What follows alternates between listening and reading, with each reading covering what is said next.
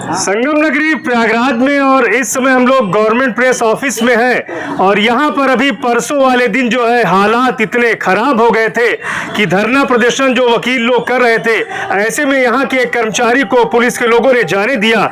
उसके बाद जमकर यहाँ पर तांडव और बवाल हुआ। हम जानने की कोशिश करेंगे और आज जो है जो सभी कर्मचारी संगठन से जुड़े लोग हैं आज अपने हाथों में काला फीता पहन करके विरोध कर रहे हैं। जी अपना परिचय दीजिए। ध्रुव नारायण, अध्यक्ष printing and ministerial association Uttar प्रदेश इलाहाबाद। किस तरह का विरोध प्रदर्शन कर रहे हैं काला फीता पहन के? हम लोग जो उस दिन की घटना हुई, जो अत्यंत निंदनीय घटना थी, उसी के विरोध में और शासन प्रशासन से अपनी सुरक्षा देने के लिए हम लोग विरोध प्रदर्शन कर रहे हैं और काला फीता बांधकर आज सभी हमारे कर्मचारी साथियों ने अपना शासकीय कार्य निर्वहन किया है। वजह क्या थी, किस लिए कर रहे हैं?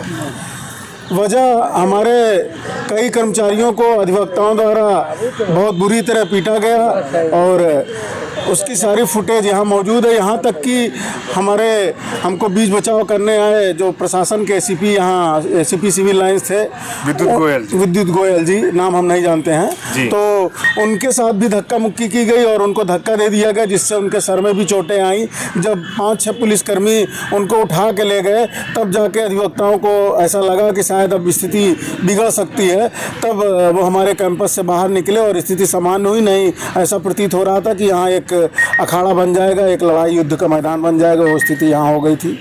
किस तरह की मांग करेंगे सुरक्षा व्यवस्था को लेकर शासन प्रशासन से?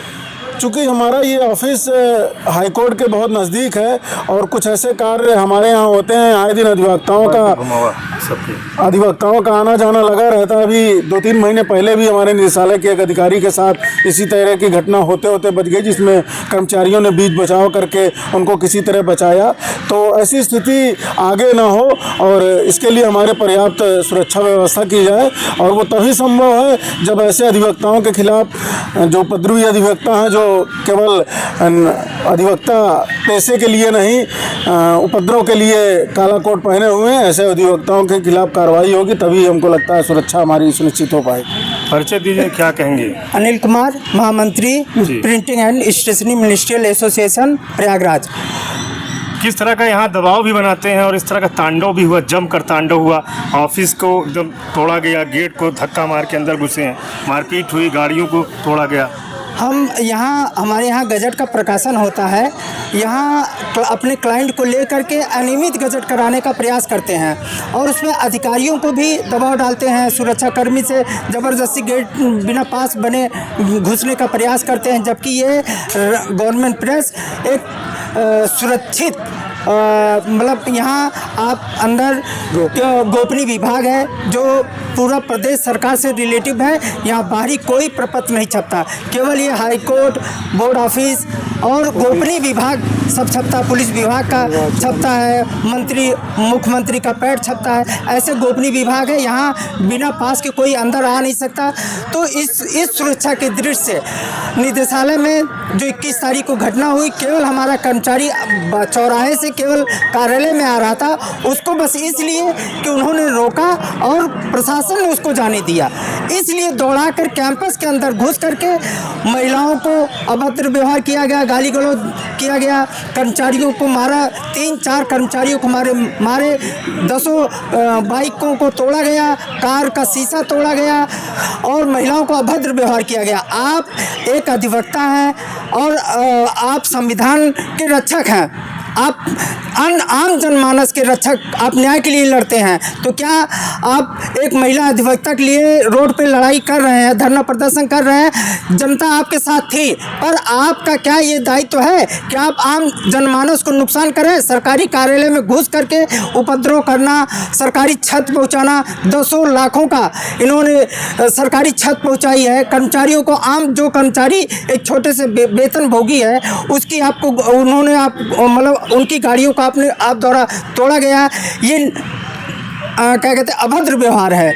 मैं जबकि हम लोग जो भी अधिवक्ता हैं हम सभी सम्मान करते हैं, क्योंकि हमारा कैंपस आप उच्च न्यायालय से जुड़ा हुआ है, हमारा जो हमारे कार्यालय के ज़मीन पे ही आपका पास ऑफिस बना है, हमारा पूरा विभाग आपको सम्मान की नज़र से देखता है, पर आपका क्या दायित्व है कि केवल एक कर्मचारी हमारा घुसा है उसके लिए आप कार्यालय में घुस करके, ये तो गुंडई हो गई सीधा सीधा।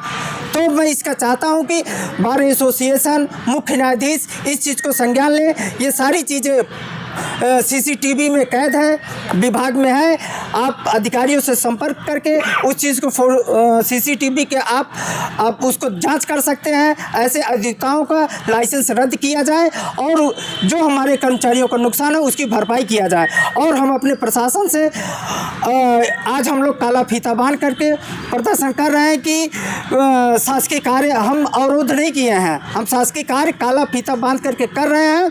बस यहाँ गेट पे सुरक्षा बढ़ाई जाए, इसीलिए आज हम लोग ये कार्यक्रम किए हैं। परिचय दीजिए। मैं अनिल कुमार, महामंत्री printing and stationery ministerial association Uttar Pradesh Prayagraj. बिल्कुल सही।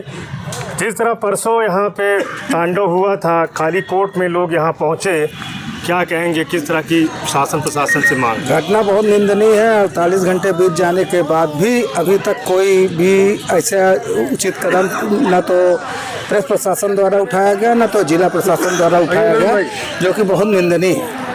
और हम लोग असुरक्षित अपने को महसूस कर रहे हैं। महिला कर्मचारियों और भी कर्मचारियों पर कोई जो ऐसा कार्य किया गया निंदनीय कार्य है, और इसमें सभी दोषियों को पकड़कर जिनकी फोटोज है उनका बार काउंसिल का लाइसेंस रद्द हो। बिल्कुल सही। आइए, परिचय दीजिए अपना, क्या कहेंगे जो इस तरह का तांडव यहाँ हुआ?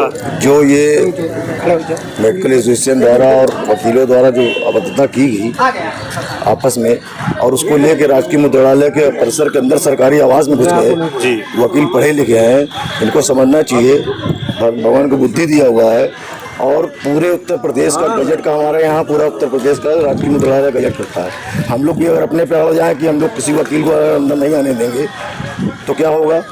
ये विवाद का घर है ना, ये किसी चीज़ को रोजी रोटी प्रभावित होगी ना उससे। तो हमारी एक अपनी ओपिनियन है, हमारे आज संगठन की बैठक भी हुई यहाँ पर नीचे। हम लोग की मांग है कि जिसका मुद्दा हो बजट का वो स्वयं आवे, वकील यहाँ पर भी कोई प्रवेश ना करे, और वकीलों के ना आने के लिए हम लोग एक मोमेंटम बनाएंगे। उसका आगे जो है जो भी कार्रवाई होगी उसको हम लोग लिखित में रूप में कार्रवाई कराने के लिए प्रयास करेंगे। शासन प्रशासन सुरक्षा के लिए किस तरह से? शासन प्रशासन को सुरक्षा के लिए यहाँ पर पत्र गया है, उसके माध्यम से अगर सुरक्षा होती है तो ठीक है। हम लोग संगठन की वार्ता करके संगठन की तरफ से भी एक माननीय मुख्यमंत्री को अवगत कराएंगे। इनका रोज का जो है ये तरीके का है कि जहाँ भी जाए, हमारा तो एक सुझाव है माननीय मुख्यमंत्री से, हमारा आपके माध्यम से निवेदन भी है कि जब पूरे उत्तर प्रदेश के लिए प्रयागराज में एक स्थान निर्धारित कर दिया गया धरने स्थल का, राजकीय कॉलेज के पास, वहाँ पर पत्थरगिर के पास, तो धरना स्थल जब वहाँ पर निर्धारित किया गया है, हमारे पूरे प्रदेश में कोई भी यूनियन करती है वहीं करती है, उस पर तो बात है। क्या ये अपने मत से मर्जी से जहाँ चाहें वहीं गुंडागर्दी करेंगे, वहीं पर धरना प्रदर्शन शुरू कर देंगे? माननीय मुख्यमंत्री इसको संज्ञान में ले और धरना जब भी भविष्य में ये करें उसी स्थल पर करें जाके। इससे आवागमन आम नागरिक को जो व्यवधान हो रहा है उसका जिम्मेदार कौन है? कल कितनी घटनाएं घट गई, कितनी महिलाओं को चक्कर आ गया, कितने जो है मेडिकल की जो है एम्बुलेंस रोक दी गई। ये सब क्या है? ये पढ़े लिखे हो के खुद एक तो नियम बनाते हैं और खुद नियम का उल्लंघन करते हैं। कुछ बच्चों का पेपर भी था, नीट छूट गया। ये सब मतलब ये व्यवस्थाएं खुद पैदा कर रहे हैं ना। बिल्कुल। तो परिचय दीजिए अपना। मेरा परिचय राजकीय मुद्रालय श्रमिक संघ का मैं अध्यक्ष हूँ, रविकांत राम है मेरा। जी जी। तो अध्यक्ष जी थे और सभी लोग संगठन से जुड़े लोग हैं। और यहाँ पर इस तरह से जो परसों जमकर तांडव हुआ और कैमरे में जो तस्वीरें थी वो कैद हुई है। ऐसे में सुरक्षा को लेकर यहाँ सभी जो कर्मचारी संगठन है वो काला फीता पहनकर और सरकार से इस तरह की सुरक्षा को लेकर मांग कर रहे हैं। हाईकोर्ट बगल में है। इन सभी लोगों का मानना है कि जब धरना स्थल है तो धरना प्रदर्शन वहीं पर होना चाहिए। ऐसे में आम जन को धरना के जरिए दिक्कतों का सामना करना पड़ता है। छात्रों का एग्जाम भी था, ऐसे में पेपर छूटा है, तो किसकी जिम्मेदारी कौन लेगा? और खास तौर से गवर्नमेंट प्रेस का ये ऑफिस है, उसको जानने के बावजूद काफी संख्या में लोग यहाँ पर घुसे और जमकर तांडव हुआ, तोड़फोड़ हुई, इसकी जिम्मेदारी कौन लेगा? सुपर प्रयाग न्यूज उत्तर प्रदेश उत्तराखंड के लिए प्रयागराज से पवन देव।